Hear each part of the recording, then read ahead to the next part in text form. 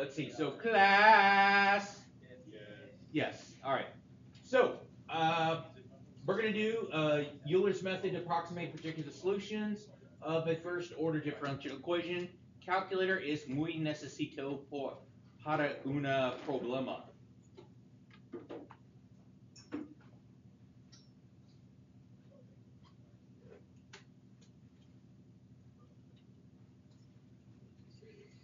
And since I told you we should be finishing this, and then tomorrow's going to be like a mulligan day, where I'm going to give you tomorrow and Wednesday to, if you finish with all the homework already, there is going to be practice problems, and we're taking the test on Thursday.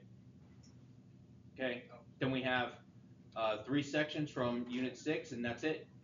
And then it's AP practice tests every day.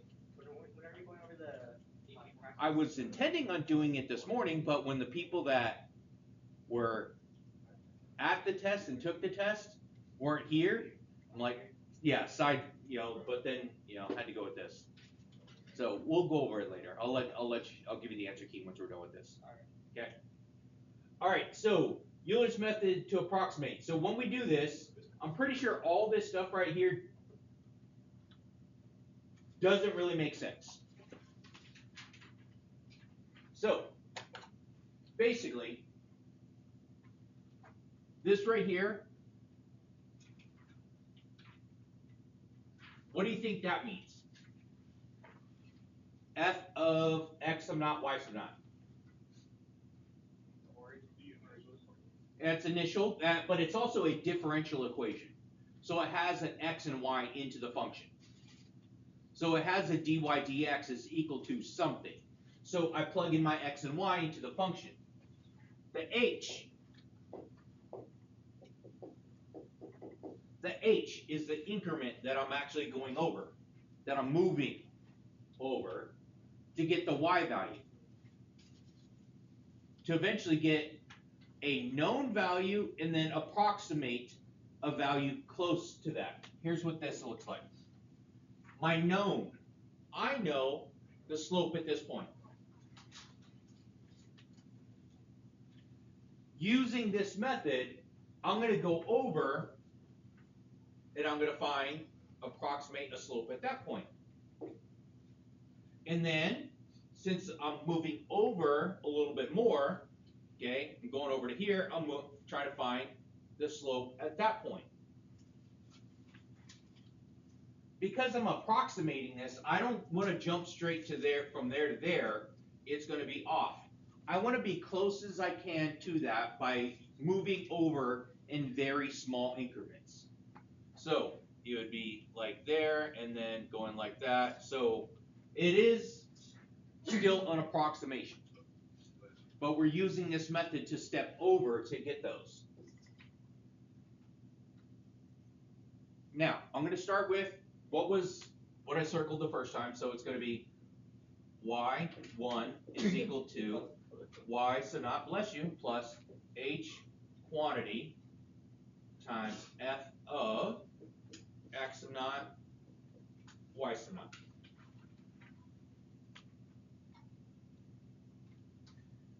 So in this sense, I want to get to where I have a value of 1.5.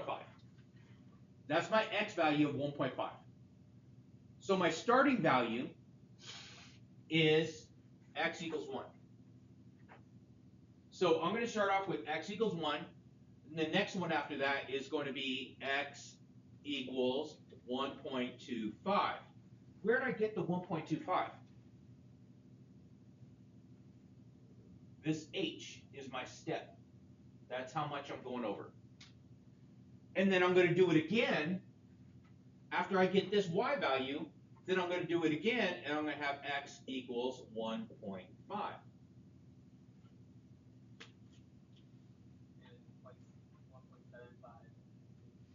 No. How far do I need to go? I need to go 1.5. That's it. It says use Euler's method to approximate to this.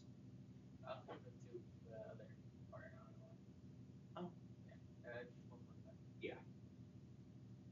Okay, so the first time I do this, I'm going to say y sub naught, which is my initial y, which is 2, plus h, which is 0.25, times f of, so my x, so it's going into here, is 1, times y, which is 2, plus 1 squared.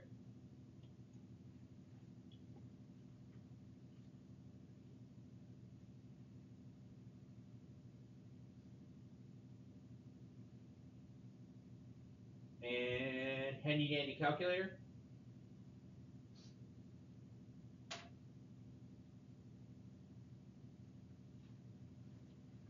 I think I could do this one. So 2 plus 1 is 3. 3 times 0.75 is, no, 3 times 0.25 is 0.75 plus 2, 2.75. So it's going to get a little bit more complicated because we're going to plug these numbers in next.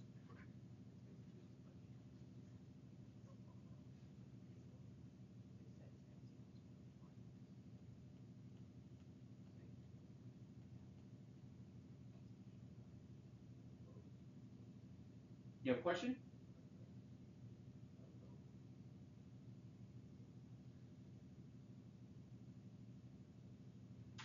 Go ahead. I don't mind helping out.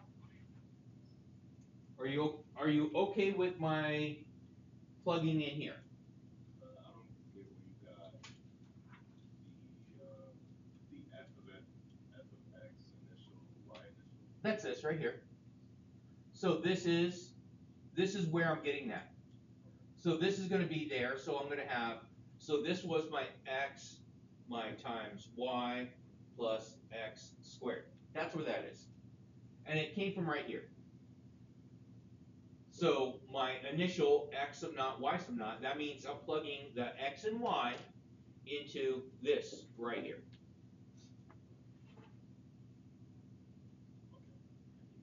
Okay? So we just have to remember that equation. Yeah. And so I'm going to do it again, but instead of my initial, what am I going to do this time?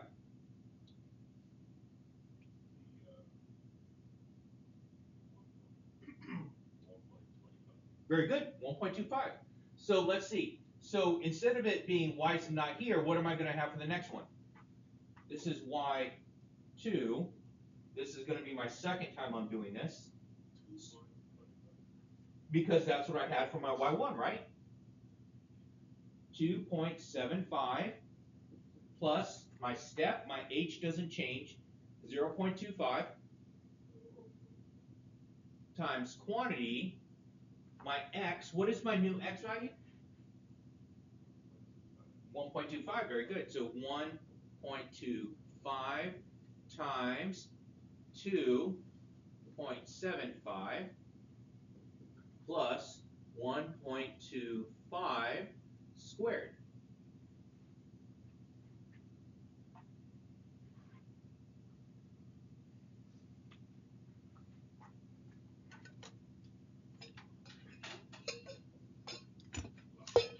Okay, let's see if I can do this one. 1.25, that's 5 over 4. 5 over 4 squared is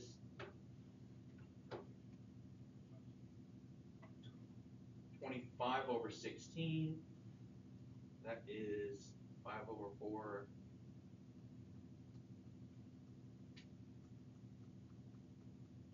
times.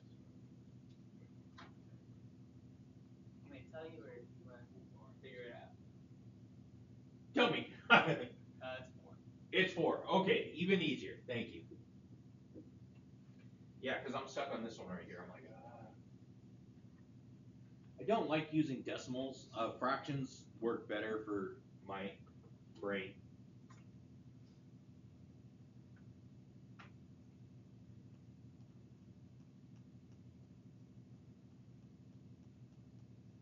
All right, next one. What are we going to have?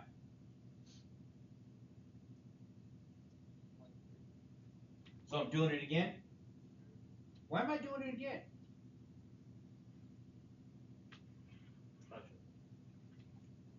You call it direct comparison test. Yeah, in between two of note. Okay, because the book was teaching the freezing comparison test. Yeah, you're just comparing it to one that. No, what it's you just know. like it's just the freezing. Oh, okay. Something else. All right, help me out again. So right here, why am I doing this one again?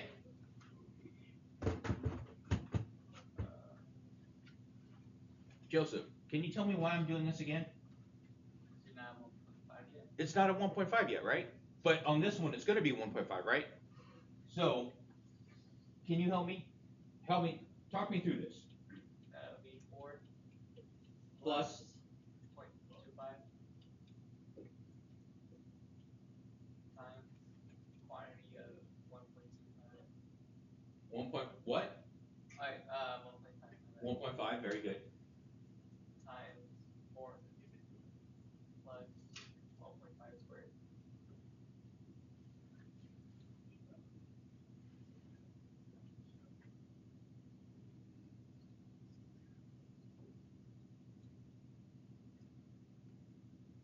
Uh, 6.063.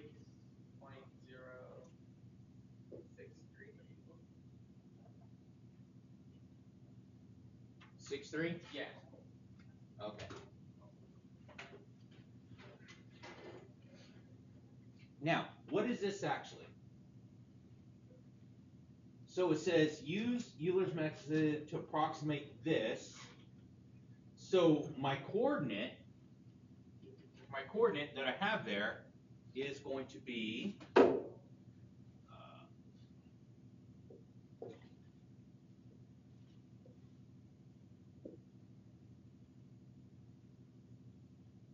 no, wait, wrong one. I got it backwards, sorry. Put the y first, sorry. 1.5 commas.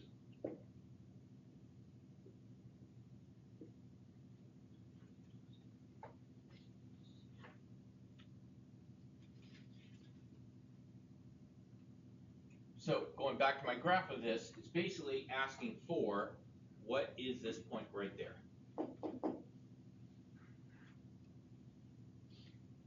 Given that approximation. Okay. All right. That being said, we're done. And like I said, tomorrow's going to be just work on homework. And then Wednesday it is, you can work on the practice problems if you want, and then test on Thursday. So like, share, and subscribe.